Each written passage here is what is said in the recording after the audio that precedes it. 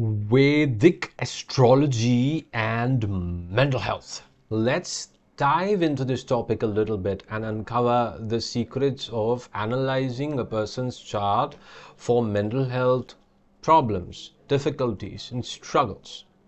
This video is short. It's created from the perspective of helping other astrologers or astrology professionals or astrology practitioners or life coaching professionals and practitioners. Whenever they're having a session with a client, these techniques that I'm about to share with you are going to help you diagnose within 5 to 10 seconds if your client deals with, or if one of the primary struggles in their life has to do with mental health. Now, I know I'm not a mental health professional. I know I'm not a psychiatrist or a trained psychologist, but I am a coach and I am a good Vedic astrologer. I'd like to believe, having done what I have done for quite a bit of time. So the perspective that we're taking here is not where we're trying to treat these symptoms or trying to give a person a tag or you have mental health problems. No, mental health is like physical health. That's, to be honest, what it is like. It's just that physically, when somebody has a broken arm, you're able to see and you're able to understand, oh, they have a broken arm, they need to heal. Mentally, you're just not able to see what's going on in a person's mind. And that is why we use these different tools to help us understand what a person is going through. And these techniques, these tools that I'm sharing you, I am actually going to talk about them in a lot more detail in my Astro Life Coaching Practitioner course.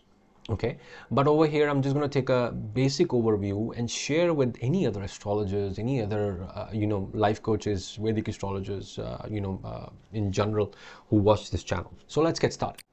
Number one, whenever you have North Node or the South Node conjunct or fairly close to the luminaries are what? The sun and the moon. Luminaries. Luminous means to shine. These are the only two biggest shining objects that we see in the sky, right? That take up most of the space. Anytime you have the North or the South Node conjunct them or within one nakshatra, the person can quite often deal with a lot of mental health struggles. They are at the center of the theme of their life in some way, shape or form. Unless and until they can get this thing together, they'll not be able to manifest anything that they want in life.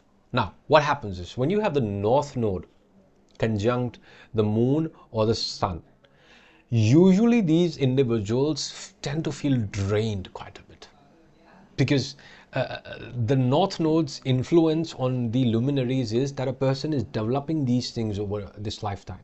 He doesn't really have them very strong. Okay, the sense of intuition, the sense of confidence is not very strong. It's there, they're developing it, so they can tend to feel drained quite a bit. Anytime you have the South Node of the moon conjunct the moon or the sun, these individuals quite often cannot understand why the world doesn't let them be. These are individuals who have trouble with the receiving aspect. They're too independent. They can be too independent, in fact. And North Node individuals, when it's conjunct the moon or the sun, they can be individuals, who can get too dependent, too attached. Okay, so first thing. Anytime a client comes to you, you open their chart and you see, oh, they got, the North Node conjunct the moon or the sun, or they got the, South Node conjunct the sun or the moon.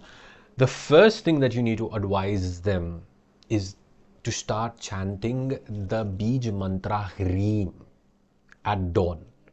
Hreem Bij mantra is the Bij mantra that is associated with the energy of the third eye. It is the Bij mantra associated with the power of Goddess Bhuvaneshwari. Goddess Bhuvaneshwari is a very gentle and giving energy. And no matter how much you chant this particular mantra, you're not going to have any sort of negative effects. However, you have to ensure that if you're chanting this mantra, you try to be as sattvic as possible, especially while you're chanting this mantra. So do it early morning. Just brush your teeth before you've eaten anything, before you've had anything. I mean, this is the advice that is to be given to anybody who has the North Node or the South Node conjunct either of the luminaries. Okay, I am not really into advising on dietary restrictions because I feel and I believe that everybody's body is suited to different kind of foods. However, if you are chanting the Hreem Bij mantra, you should definitely refrain from beef. It's just because the text that this mantra comes from and believing in abstaining from any kind of indulgence in beef, it's part of the same methodology, it's part of the same philosophy. Therefore, this disclaimer. Now, this technique is also going to work if you see an individual who is undergoing a transit of the North Node or the South Node or the Sun or the Moon. The same advice will apply, and this is something that you can diagnose and you can suggest right away. No matter what everything else in the chart points out towards, practicing this right away is something that can provide the most benefit right away. Number 2, anytime that you see an individual who has the North Node placed in the 8th or the 12th, or influencing the 8th or the 12th, these individuals can quite often struggle with mental health issues. Now, make no mistake, there are a lot of people who have North Node influencing the 8th, placed in the 8th, or influencing the 12th, placed in the 12th. And these individuals can be great psychologists, they can be great researchers, they can be great doctors, they can even be great politicians, they can even be great business people. But when a person has reached out to you for a consultation, right, when you are the coach, you are the astrologer, you are the advisor, it is your job to take a look at this and advise them with respect to some practice that they can build that will help them manage their mental health better.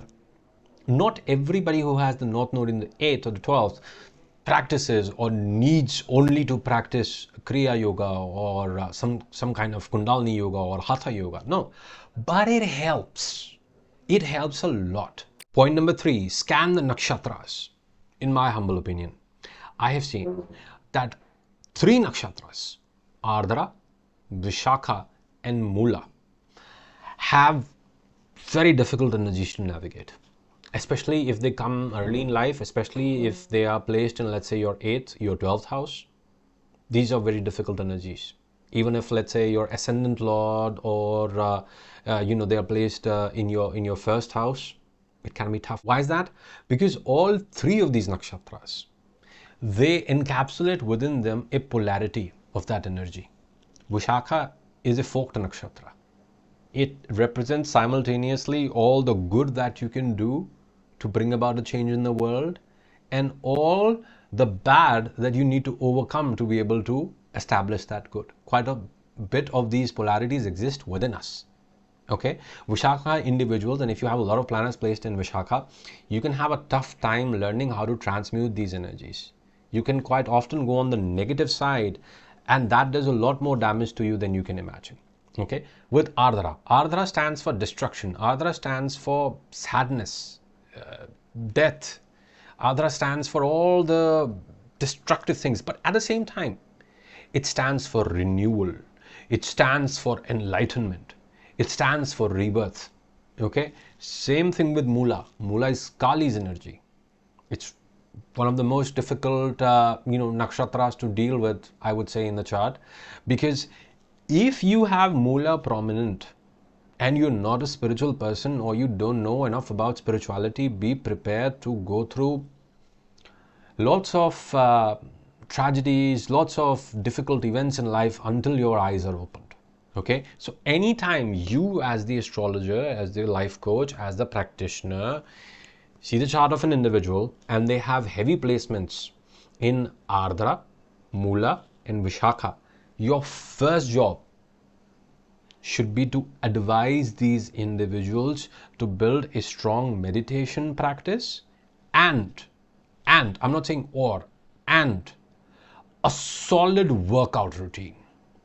Because these 3 energies, they are so much in the upper chakras, they have so much to do with how you feel about things, and quite often in the beginning a lack of connection with the universe, that an individual can completely withdraw from their life and spend time alone and start spending a lot of time within their thoughts.